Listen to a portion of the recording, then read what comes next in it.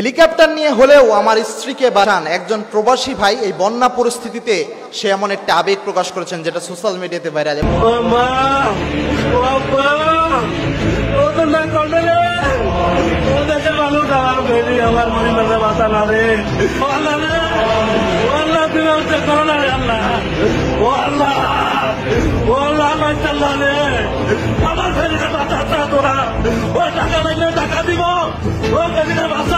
এবং সে বলছে যত টাকা প্রয়োজন আমার স্ত্রীকে এই বন্যার থেকে আমাকে বাঁচান, যত টাকা লাগে এটা আমি দেব।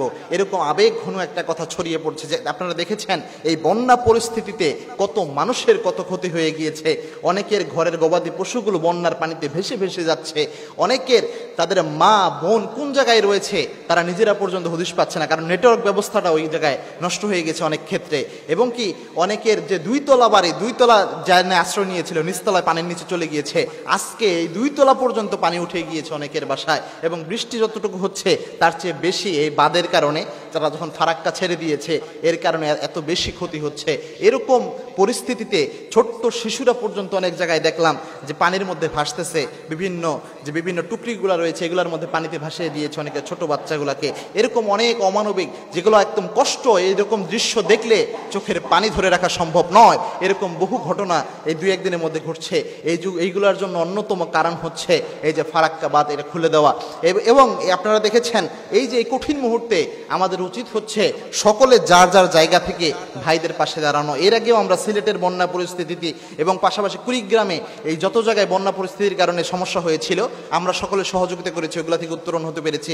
এরকম কঠিন মুহূর্তে আমাদের উচিত হচ্ছে এরকম পরিবেশকে নিয়ন্ত্রণের জন্য সকলে মিলে একত্রিত হয়ে যে যার জায়গা থেকে যেইভাবে পারি আমাদের সহযোগিতা করা। এবং এই সহযোগিতার হাত আমরা যদি বাড়িয়ে দেই, একটা কথা রয়েছে যে 10-এর লাঠি 1-এর বোঝা, এবং 10 মিলে করি কাজ হারে জিতে নাহিলা। সবাই মিলে যদি একটা কাজ আমরা হাতে নিতে পারি তাহলে কাজটা কিন্তু অনেক সহজ হয়ে যায়। এবং সবাই মিলে যদি এই উদ্যোগগুলো নিতে পারি, বিভিন্ন উদ্যোগগুলো যেটা ইতিমধ্যে অনেকেই নিচ্ছেন, আমরাও যদি আমাদের জায়গা থেকে শরিক হতে পারি, মানুষের উপকার করার চেয়ে ভালো কোনো কাজ পৃথিবীতে নাই। আল্লাহর হাবিব সাল্লাল্লাহু আলাইহি ওয়াসাল্লাম জানিয়েছেন খায়রুন নাস মান ইয়ানফাউন নাস, তোমাদের মধ্যে সর্বশ্রেষ্ঠ ওই ব্যক্তি যে ব্যক্তি মানুষের উপকার করে, মানুষের কল্যাণ করে যারা, এরা হচ্ছে সর্বশ্রেষ্ঠ। আল্লাহর হাবিব সাল্লাল্লাহু আলাইহি ওয়াসাল্লাম নিজে পরোপকারী ছিলেন।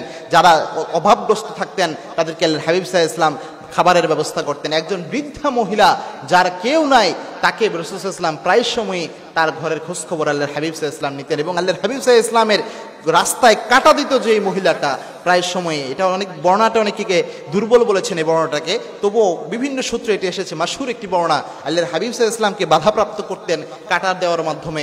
আল্লাহর হাবিব সাল্লাল্লাহু আলাইহি ওয়াসাল্লাম ওই মহিলা যখন অসুস্থ হলেন, ওই মহিলার খেদমতের জন্য আল্লাহর হাবিব সাল্লাল্লাহু আলাইহি ওয়াসাল্লাম নিজে ওই মহিলার ঘরে চলে গেলেন। ওই মহিলার যাবতীয় ঘর গোছানো থেকে শুরু করে ওই মহিলার ঘরের মধ্যে সুন্দর সুন্দর ফল রেখে আল্লাহর হাবিব সাল্লাল্লাহু আলাইহি ওয়াসাল্লাম ওই মহিলার খেদমত করে এসেছেন। আল্লাহর হাবিবের অন্যতম একটা বৈশিষ্ট্য ছিল পরোপকার করা। এজন্য আল্লাহর হাবিব সাল্লাল্লাহু আলাইহি ওয়াসাল্লামের এত শ্রেষ্ঠত্ব রয়েছে। এজন্য আমরা যদি মানুষের উপকারে কাজে লেগে যাই, আল্লাহ রাব্বুল আলামিন আমাদের জন্য যথেষ্ট হয়ে যাবেন। তাই আমাদের উচিত হচ্ছে এই কঠিন মুহূর্তে যেই জায়গায় অনেক ভাই রয়েছে যারা প্রবাসে থাকে, তারা লাখ লাখ টাকা খরচ করে তাদের দেশের জন্য টাকা পাঠায়, এই দেশকে তারা কোটি কোটি টাকা রেমিটেন্স দিচ্ছে। এমন অনেক ভাই রয়েছে যারা এখন পরিবারের দুশ্চিন্তায় বিদেশে পর্যন্ত প্রবাসে পর্যন্ত ভালোভাবে থাকতে পারছে না। সুতরাং আমাদের উচিত হচ্ছে যত ভাইয়ের এরকম বিপদ অবস্থায় রয়েছে এই জায়গাগুলোতে আমাদের কাজ করা। আল্লাহ রাব্বুল আলামিন এই পরিস্থিতিতে, এই কঠিন পরিস্থিতিতে আমাদের আল্লাহ রাব্বুল আলামিন সাহায্য করুন এবং এই পরিস্থিতি থেকে উত্তরণের পথ আল্লাহ রাব্বুল আলামিন আমাদের জন্য বের করে দিন। আল্লাহুম্মা